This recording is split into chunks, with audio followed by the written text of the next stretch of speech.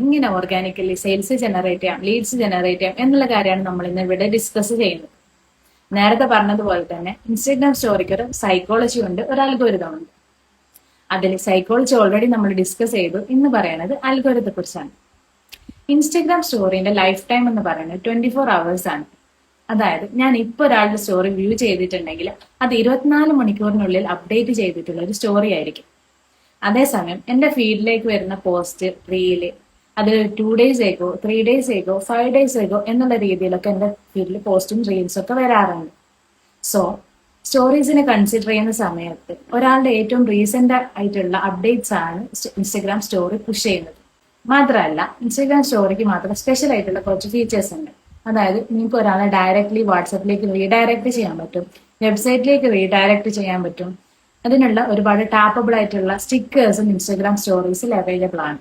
അതേസമയം ഒരു റീലിൽ നിങ്ങൾ പ്രൊമോഷണൽ കണ്ടന്റ് ആണ് പോസ്റ്റ് ചെയ്യുന്നതെങ്കിൽ പോലും നിങ്ങൾക്ക് അവിടെ ടാപ്പബിൾ ആയിട്ട് ഒരു ലിങ്ക് ഡയറക്ട്ലി ആഡ് ചെയ്യാൻ പറ്റൂല.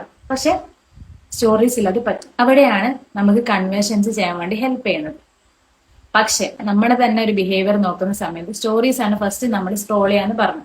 പക്ഷെ എത്ര സ്റ്റോറീസ്? മാക്സിമം ഒരു 10, 8, 7, 6 ഈ ഒരു രീതിയിലായിരിക്കും നോർമൽ ആയിട്ടുള്ള ഒരാൾ സ്റ്റോറീസിലേക്ക് ടാപ്പ് ചെയ്ത് പോകുന്നത്. അവിടെയാണ് നമ്മുടെ ബ്രാൻഡിനെ ഒരാളുടെ ഫീഡിലെ 8 or 10 സ്റ്റോറീസിനുള്ളിൽ നമ്മുടെ പെർട്ടിക്കുലർ ബ്രാൻഡിന്റെ സ്റ്റോറീസിനെ നമുക്ക് പ്ലേസ് ചെയ്യണം. അങ്ങനെ പ്ലേസ് ചെയ്യണമെന്നുണ്ടെങ്കിൽ അവർ നമ്മളുടെ സ്റ്റോറീസുമായിട്ട് കോൺസ്റ്റന്റ്ലി എൻഗേജ് ചെയ്തിട്ടുണ്ടെങ്കിൽ മാത്രമേ അവർ ഇൻസ്റ്റഗ്രാം ആ പെർട്ടിക്കുലർ ബ്രാൻഡിന്റെ സ്റ്റോറി നമ്മുടെ ഓഡിയൻസിലേക്ക് എത്തിക്കുന്നുള്ളൂ. ഞാൻ ഒരാളുടെ സ്റ്റോറി ആയിട്ട് കോൺസ്റ്റന്റ്ലി എൻഗേജ് ചെയ്യുന്ന സമയത്ത് അയാളുടെ സ്റ്റോറീസ് എപ്പോഴും എന്റെ ഫീഡിലേക്ക് വരും. അവിടെ നമുക്ക് നമ്മുടെ ബ്രാൻഡ്സിനെ പ്ലേസ് ചെയ്യാം. അവിടെയാണ് നമ്മളൊരു സോളിഡ് ആയിട്ടുള്ള സ്ട്രാറ്റജി നമ്മൾ ബിൽഡ് ചെയ്യേണ്ടത്. സോ നമുക്ക് സോളിഡ് ആയിട്ടുള്ള ഒരു സ്റ്റോറി സ്ട്രാറ്റജി ഉണ്ടെങ്കിൽ നമുക്ക് നമ്മുടെ ബ്രാൻഡിനെ ആ ഓഡിയൻസിനുള്ളിൽ പ്ലേസ് ചെയ്യാൻ പറ്റും. അതേപോലെ നമുക്ക് കൺവേർഷൻസ് ഈസി ആയിട്ട് ചെയ്യാനും പറ്റും. ഈ ഒരു കാര്യം മൈൻഡിൽ വെക്കുക. നല്ല അടിപൊളിയായിട്ടുള്ള സ്റ്റോറി സ്ട്രാറ്റജി നിങ്ങളുടെ ബ്രാൻഡിന് വേണ്ടി നിങ്ങൾ ചെയ്യുക. നിങ്ങൾക്ക് അതിൽ എന്തെങ്കിലും എക്സ്റ്റേണൽ ഹെൽപ്പ് വേണമെന്നുണ്ടെങ്കിൽ, കൂടുതൽ ഗൈഡൻസ് വേണമെന്നുണ്ടെങ്കിൽ just DM and I can help you.